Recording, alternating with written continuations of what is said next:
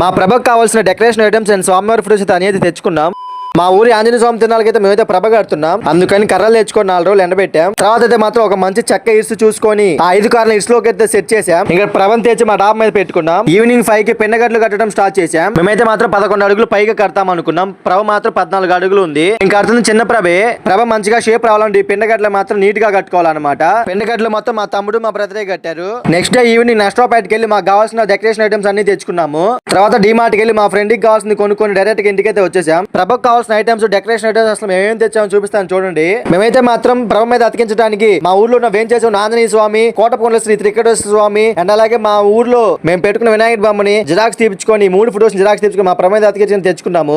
Frames లో ఉన్న కొన్ని ఫోటోస్ తెచ్చుకొని కొన్ని ఇలా ట్రై చేయాలనిపించింది. ప్రభను బాగా డెకరేట్ చేయడానికి స్వామి వారికి ఒక దండ, తలకి కట్టుకోవడం ఆంజనేయ స్వామి రిబ్బన్, ప్రభ పైన కడతానికి ఆంజనేయ స్వామి జెండా, ప్రభ బాగా లుకింగ్ గా కానరాటానికి తలుగులు తెచ్చుకున్నాము. ఈ తలుగులు ఉంటేనే ప్రభ మాత్రం బాగా లుకింగ్ గా కానరాటానికి. స్వామివారి ఫోటోస్ మొత్తం అతికించినాక మధ్య మధ్యలో ఈ ముడిల పాయింట్లు పెట్టుకోవడానికి తెచ్చుకున్నాము. తలుగులు మొత్తం అంటించడానికి డోమాట్లు అండ్ అలాగే గమ్ము కూడా తెచ్చుకున్నాము. ఇవన్నమాట మా ప్రభ డెకరేషన్ ఐటమ్స్. ప్రభ మొత్తం కంప్లీట్ అయినా కూడా వీడియో పెడతాను. వెళ్లే ముందు మీ లక్కీ హ్యాండ్ తో ఫాలో చేయండి. అలాగే యూట్యూబ్ లో సబ్స్క్రైబ్ చేసుకోండి. Okay friends, bye bye, see you next video.